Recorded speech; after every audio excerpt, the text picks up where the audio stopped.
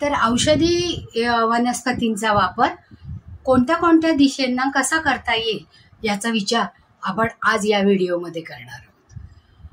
आता ही औषधी वनस्पती आपल्याला सगळीकडे मिळणारी असतात.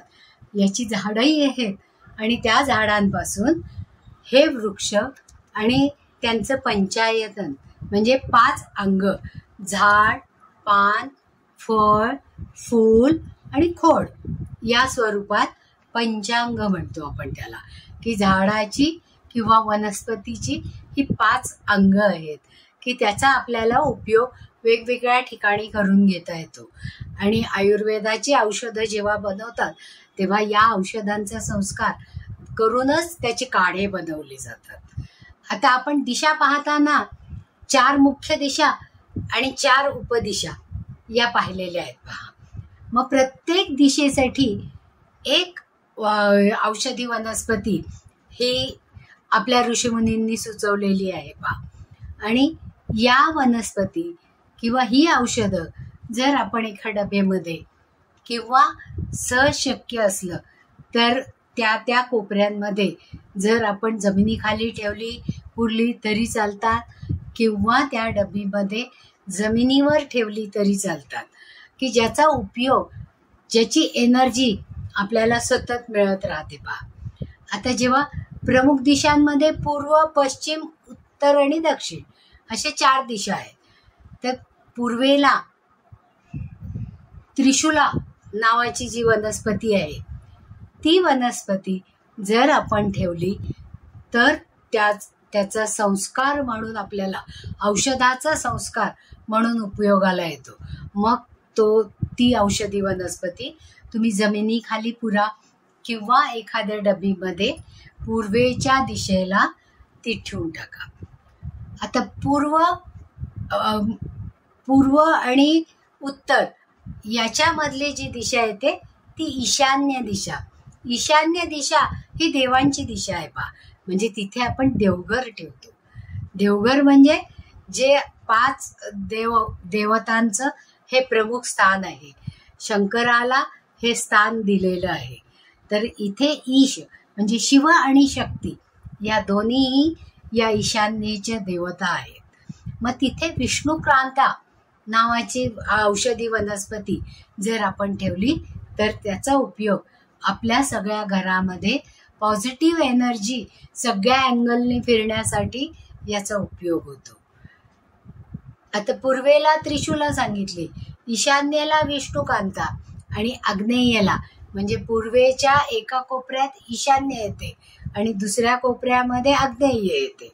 म्हणजे दक्षिण दिशेकडे पूर्व आणि दक्षिण याच्या मधली जी दिशा येते ती आग्नेय. तिथे बेलाची पानं किंवा बेलाचं खोड हे जर आपण तिथे ठेवलं तर या औषधी वनस्पतीचा आपल्याला जास्तीत जास्त उपयोग होतो. दक्षिण दिशेला कोरफड हिला कुमारी असं म्हणतात पहा, कारण ती सगळ्या दृष्टीने उपयोगाची आहे आणि आपल्या सगळ्या शरीरामध्ये तिचं ॲब्सॉर्प्शन होतं. म्हणूनच आपण तो लेप म्हणून लावतो. केसांना थंडावा देण्यासाठी किंवा रंग येण्यासाठी फेसपॅक म्हणून वापरतो, थंडाई देण्यासाठी, किंवा मुलांना बलवर्धक म्हणून कोरफडीचं पान भाजून त्याचा गर दिला जातो, ज्याच्यामुळे त्यांचं आरोग्य आणि प्रतिकार क्षमता ही जास्तीत जास्त वाढते. म्हणजे दक्षिणेला कोरफडीचं झाड ठेवा किंवा कोरफड त्याची पावडर करून तुम्ही जर ती जमिनीखाली घातली किंवा डबीमध्ये घालून तिथे ठेवली तर त्याचा उपयोग आपल्या सगळ्या घरांच्या या एनर्जीमध्ये वाढ करण्यासाठी होतो आणि आरोग्य कायम ठेवण्यासाठी याचा उपयोग होतो. आता दक्षिणेच्या पुढची दिशा ही नैऋत्य आहे. म्हणजे दक्षिण आणि पश्चिम याच्या मधली जी दिशा येते ती नैऋत्य. मग नैऋत्य पृथ्वी तत्वाची दिशा आहे. मग पृथ्वी तत्वावर दुर्वा वाढतात पहा. आणि दुर्वा कशा आहेत? दुर्वा थंड आहेत. म्हणजे ज्या वेळेस गणपतीच्या अंगाची आग होत होती त्यावेळेस गणपतीला दुर्वांचा रस दिला होता पहा. त्याचप्रमाणे शंकरांनी ज्या वेळेस हलाहल पिलं होतं त्यावेळेस त्याचा कंठ निळा पडला होता आणि ते विष डायल्यूट करण्यासाठी दुर्वांचा रस दिला होता. म्हणजे दुर्वा या विषकारक गोष्टींवर अतिशय उपयोगाच्या आहेत. म्हणजे अशा या दुर्वा जर या पृथ्वी तत्वाच्या कोपऱ्यामध्ये आपण जमिनीखाली पुरल्या तरी चालतात किंवा त्या पावडर करून त्या नैऋत्य कोपऱ्यामध्ये ठेवल्या तरी चालतात. आता पुढची दिशा पश्चिम दिशा आहे पहा, कारण नैऋत्येच्या पुढची पश्चिम दिशा येते. पश्चिमेला माका. माका म्हणजे सुगंधी वनस्पती आहे पहा.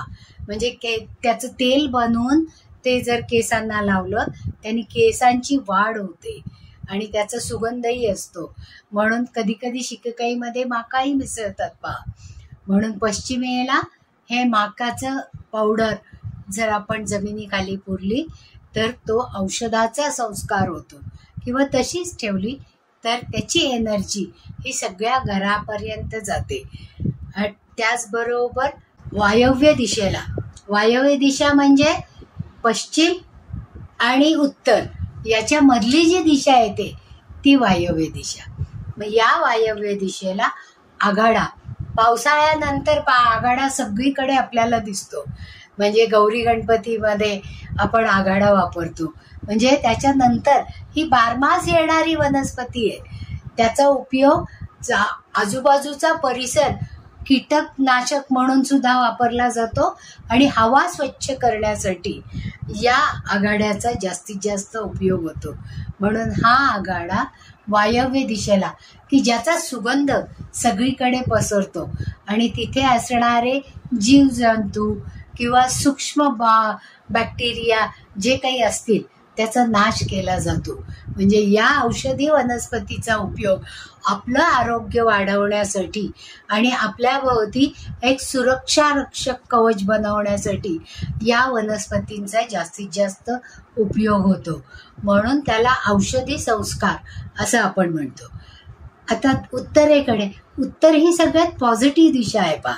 मग उत्तरेकडे पॉझिटिव्ह एनर्जी तर येतेच येते, त्याचबरोबर तिथून आलेल्या अपॉर्च्युनिटीज आपल्यापर्यंत याव्या, त्याच्यामुळे आपलं आरोग्य चांगलं राहावं, आपला आहार चांगला राहावा याच्यासाठी इथे कमळाच्या बिया किंवा कमळाचं झाड किंवा कमळाची पानं यापैकी काहीही जमिनीखाली पुरलं तरी चालतं किंवा कमळगट्टे डब्यामध्ये भरून उत्तर दिशेला ठेवले तरी त्याचा उपयोग होतो पहा. आणि कमळ हा लक्ष्मीला आवडणारा प्रकार आहे की ज्याच्यामुळे लक्ष्मी खेचून आपल्याकडे येते. म्हणजे औषधी संस्काराबरोबरच आपला पैसा स्थिर करण्यासाठी, आपल्याकडे विविध अपॉर्च्युनिटी येण्यासाठी उत्तर दिशेला जर आपण कमळाचा वापर केला किंवा कमळाच्या बियांचा वापर केला तर त्याचा आपल्या आरोग्यासाठी जास्तीत जास्त उपयोग होतो. कारण हे सगळी औषधं ही आपल्याला जास्तीत जास्त एनर्जी आणि प्रतिकार क्षमता वाढवण्यासाठी. आता मुख्य दिशांपेक्षा ॲक्सेसमधल्या दिशा या जास्त काम करतात पहा. कारण ॲक्सेस म्हणजे कुठले, ईशान्य आणि नैऋत्य हे समोरच्या दिशा आहेत पहा. आणि आग्नेय आणि वायव्य या एकमेकींच्या समोरच्या दिशा आहेत. मग ईशान्येला जर आपण विष्णुक्रांता म्हणून वनस्पती ठेवलेली आहे किंवा औषध ठेवलेलं आहे तर त्याच्याबरोबर नैऋत्येला आपण दुर्वा ठेवलेले आहेत पहा, की ज्याच्यामुळे त्या दोन्हींची एनर्जी आपल्या घरामध्ये मंडलाकार फिरतात, म्हणजे गोल फिरतात, की ज्याच्यामुळे ती एनर्जी ब्रह्मस्थानापासून सगळीकडे सारख्या प्रमाणात फिरवली जाते. आणि त्याचबरोबर आग्नेय आणि वायव्य या दिशांना बेल आणि आघाडा या औषधी वनस्पती जर ठेवलेल्या असतील तर त्याचा जास्तीत जास्त उपयोग आपल्या आरोग्यासाठी होतो. आणि या ॲक्सेसमधल्या औषधांनी चक्राकार ही एनर्जी फिरून आपली प्रतिकार क्षमता आणि आपलं आरोग्य वाढवण्यासाठी त्याचा जास्तीत जास्त उपयोग होतो. म्हणून ज्याप्रमाणे आपण रत्नसंस्कार पाहिले त्याचप्रमाणे हे औषधी संस्कार सुद्धा आहेत. कारण आपल्याला बरं नाही वाटल्यावर आपण औषध घेतो आणि औषध घेतलं की बरं वाटतं.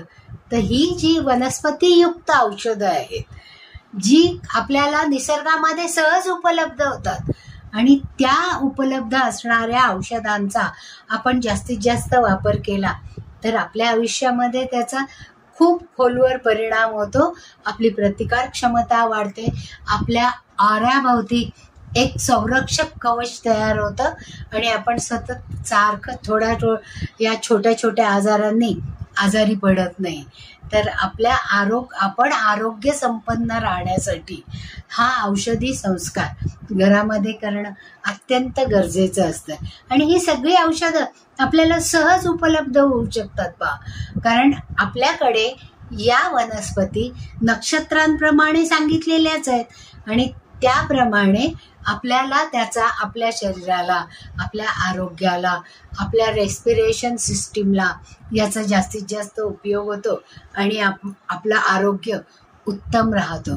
तर हे औषधी संस्कार वास्तुशास्त्राने सुचवलेले आहेत. म्हणजे या औषधांची झाडं जोपासणं हे आपलं काम आहे आणि ती औषधं आपल्या आयुष्यामध्ये आपल्याला जास्तीत जास्त निरोगी राहण्यासाठी त्याचा उपयोग करतात.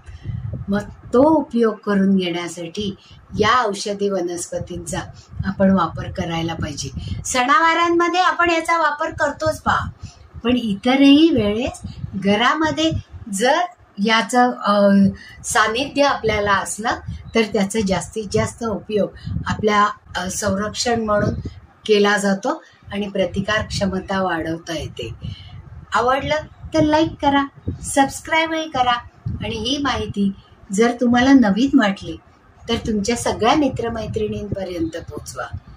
पुन्हा भेटूया पुढच्या व्हिडिओमध्ये. धन्यवाद.